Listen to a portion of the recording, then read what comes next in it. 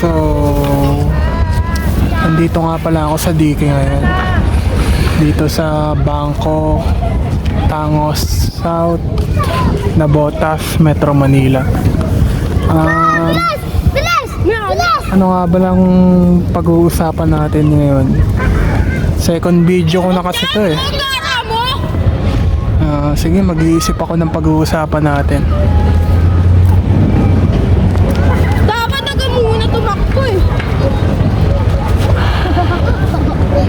Nung bata pa kasi ko, well, katulad ng mga ibang bata, hindi pa rin ako masyadong mulat sa mundong ginagalawan natin.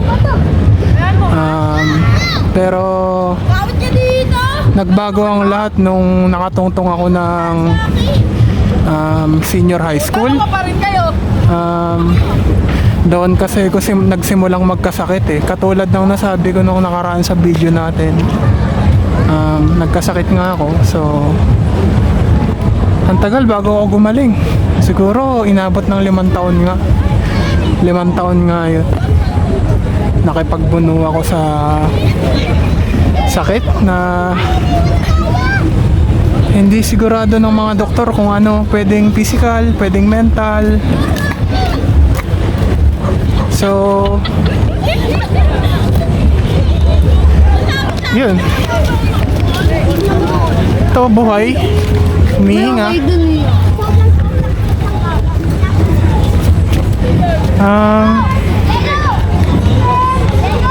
Wala, nung bata ako, magulo talaga. Magulo rin pag-iisip ko noon eh. Sabi nga ng registrar doon sa STI na pinag-aaralan ko dati, magulo nga daw ako mag-isip. So, para sa akin, hindi naman magulong mag-isip. Unpredictable talaga akong mag-isip. Kaya naguguluhan. Yung mga tumatawag. Ha? Ha? Vlog yan. Oo, vlog. Third video ko na. Ano pangalan ng vlog na? Huwag kayo magsalita. Baka mamaya ano kayo sa pinag-uusapan. Malito ako sa pinag-uusapan ko dito. Ayan, may mga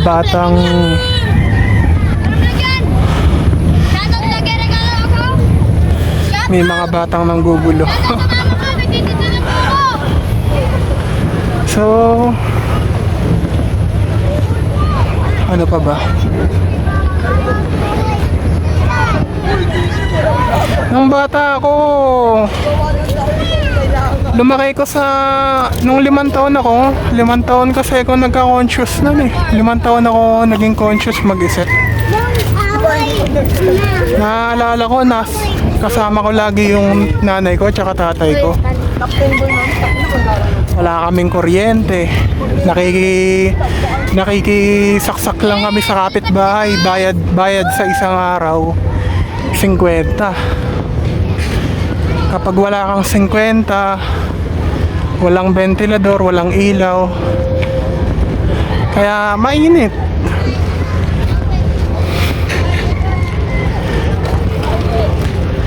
Masasabi ko lang yung papa ko, maganda siyang kasama, pero kasi hindi ko nakasama nanay at tatay ko ngayon eh. Ang kasama ko na lang ngayon, tito ko, Tito Rodel ko. Nagpapasalamat nga ako sa Tito Rodel ko kasi tinutulungan niya ako eh. Pinagsasahin niya ako, pinaglalaba. Sana pagdating ng tamang panahon, maibalik ko yung ginawa sa akin ng nanay ko tsaka tito ko. Mabalik ko yung utang na loob ko sa kanila.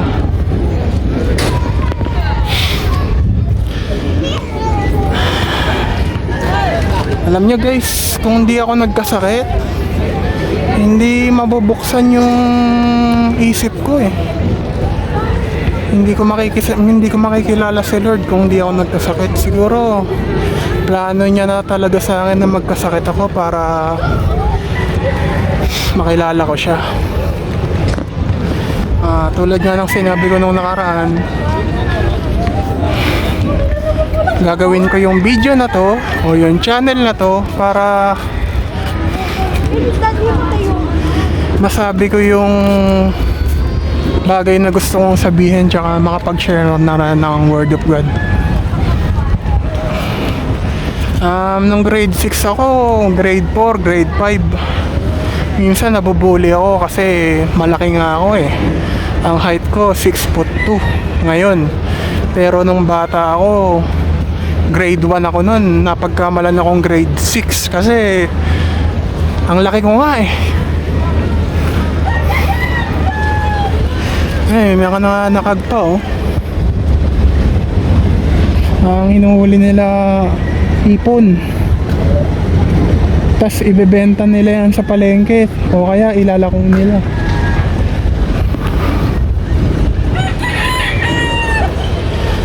Hindi ako sigurado kung gaano katagal matatapos tong video na to, pero sasabihin ko lang yung mga bagay na gusto kong sabihin sa inyo. Tapos siguro sa susunod na video ko, doon ako mag-share ng mga bagay na nangyari sa buhay ko tsaka ng Word of God na rin. Yun naman talaga yung pinaka-purpose ng video na to. Well, sana sumikat ako.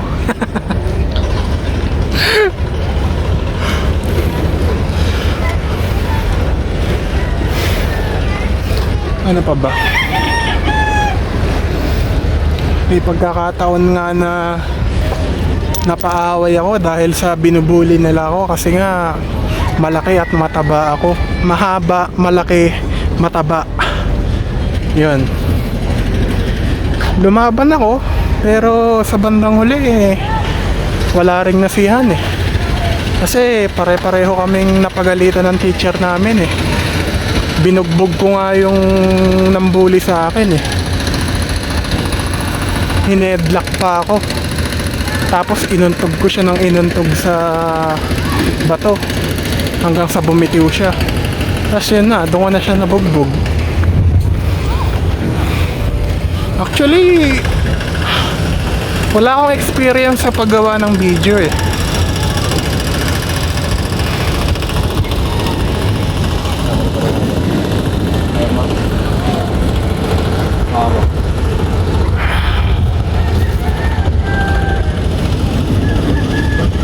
Sana nga hindi na lang ako nagpapayat eh, kasi nung nagpapayat ako hindi maganda eh. Sobrang mataba ako dati, tapos nung nagpapayat ako sobrang payat ko naman. Biruin nyo, nung grade 10 ako ang timbang ko 200 kilos, tapos nung pumayat ako 89 na lang. Ang pinakamababa akong naging timbang 68. Ganon din, pinagtatawanan din ako kasi sobrang payat ko. Matangkad na mapayat na mahaba. Pero ngayon 123 kilo na lang ako, dati 200. Hindi nga ako sigurado kung 200 lang eh, kasi pag tinitimbang ako dati, yung timbangan 2 ikot eh.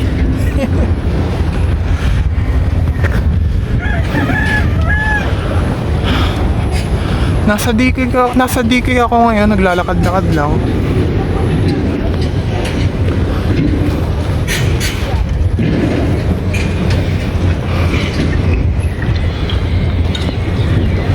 Napakabuti talaga ng Diyos dahil hinayaan niya pa akong mabuhay. Napakahirap talaga ng pinagdaanan ko. Biruwit mo, 1 linggo na hindi pa ako kumakain, hindi pa ako natutulog. Pero hindi naman pumasok sa isip ko na magpakamatay. Dumating na rin sa puntong ganun na pumapasok na rin sa isip ko, pero ayoko siyang ituloy kasi hindi naman yun yung magiging solusyon sa problema ko eh.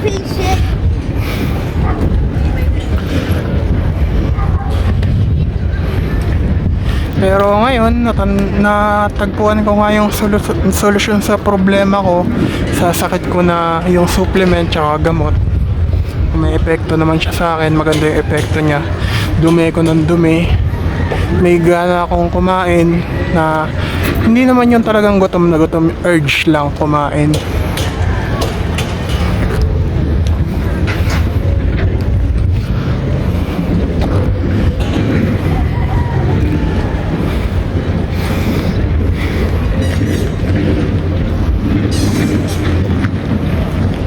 Nung bata ako, nagkakaroon din naman ako ng kaibigan, yung mga kapitbahay ko na kasing edad ko, nagiging kaibigan ko rin sila. Pero hindi naman nila ako binubuli kasi mabait ako eh. Well, kung mabait ka nga, hindi ka makikipag-away, di ba? Pero hindi ko matiis yung galit ko nung bata ako eh. Kaya dumating sa punto na sa pambubuli nila sa akin, nakipag-away ako sa kanila.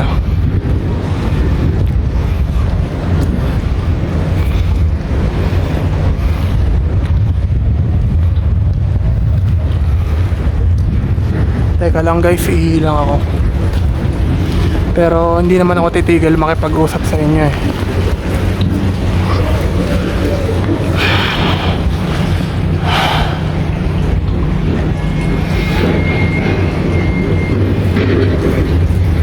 Wala po talaga, ang masasabi ko lang ng bata ako.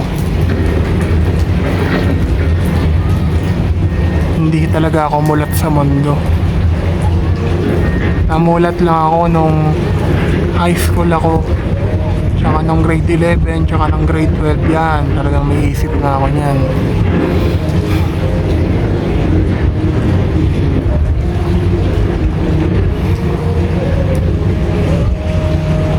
Nung bata kasi ako, nung pinanganak ako ng nanay ko, ang sabi ng doktor, itong batang to ma'am, magiging tabain po talaga siya.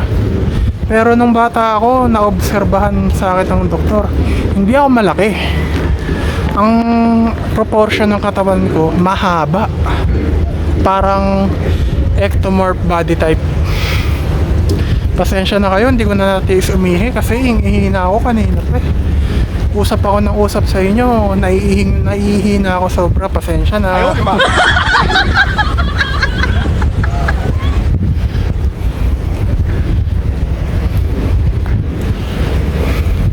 Tapos tumira ako sa C4. Sana botas din yun sa mga tita Rosa ko. Inalagaan naman nila ako, pinapakain. Well, in terms sa pagkain, talagang malakas akong kumain. Pero nung nagkasakit ako, sobrang hina ako naman kumain.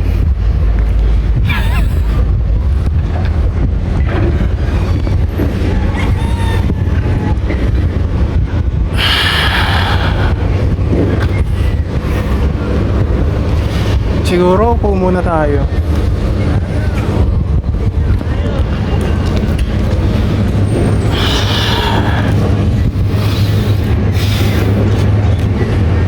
Nandoon ako sa mga tita Rosa ko, nakikisama ako sa kanila. Doon ako kumakain, suportado ako ng tatay ko. Tapos pumapasok ako sa school. Papa ko sumusuporta sa akin, siya sumasagot ng mga panggastos ko. Well, sila tita Rosa, pinapakain naman nila ako ng libre.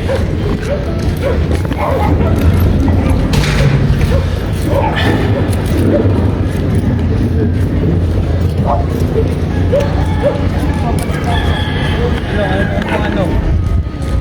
Loko ah. Manila kumuha kami. Alam mo nyo guys, dito sa mundong ginagalawan natin, Nakakabuhat mga tao. hindi naman talaga lahat ng bagay mauunawaan mo eh. Kahit na sabihin mong matanda ka na tapos marami ka ng experience sa buhay, hindi lahat ng bagay talaga mauunawaan mo.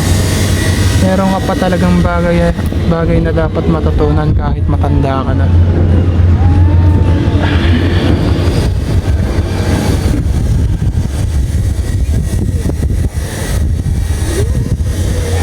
Nasabi ko to kasi nung bata ako, hindi lahat ng bagay nauunawaan ko eh. Pero hindi naman ako abnormal. Normal naman ako nung bata ako.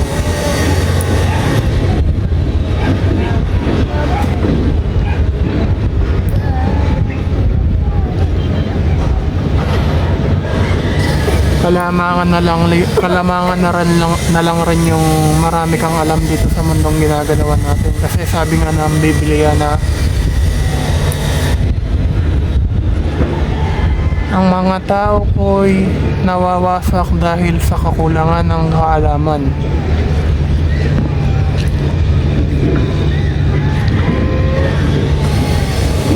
So, dapat talagang i-educate mo yung sarili mo. Hindi lang sa pamamagitan ng eskwelahan, kundi i-educate mo rin yung sarili mo sa pamamagitan ng mga taong nakapaligid sa'yo. Kung ano yung matututunan mo sa kanila. Isa rin yun sa bagay na pamamaraan na may educate ka sa mga taong nakapaligid sa'yo, sa mga opinion nila sa buhay. Wala ako nang gagago. Sasabihin ko nakakaya ako. Kahit Tapos, nang bata ko, nag-decide yung nanay ko na magtrabaho sa ibang bansa. Kaya, naiiwan ako. tinamaan kita yung Wala kang nag-aasikaso sa akin. Kaya pumunta ako doon sa mga titerosa ko. Wala na kasi yung nanay ko dun. Wala na kasi yung nanay ko nung I think 2013 siya umalis sa Pilipinas. O 2014. Hindi ko na matandaan. Sobrang tagal na kasi. Kaya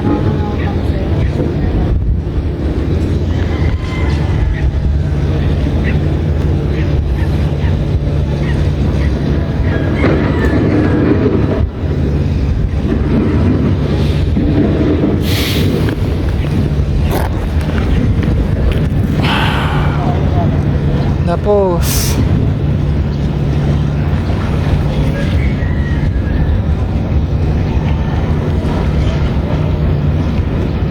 so nangyari sa akin, hindi naman ako totally na depress. Talagang nalalabanan ko yung depression and anxiety kasi may strong may strong personality rin ako kahit pa paano. Hindi naman ako totally na weak. Kaya kong ipagtanggol yung sarili ko, kaya kong lumaban. Kaso, umiiwas ako sa gulo. Ayoko nang magulo. Pangit ang magulo.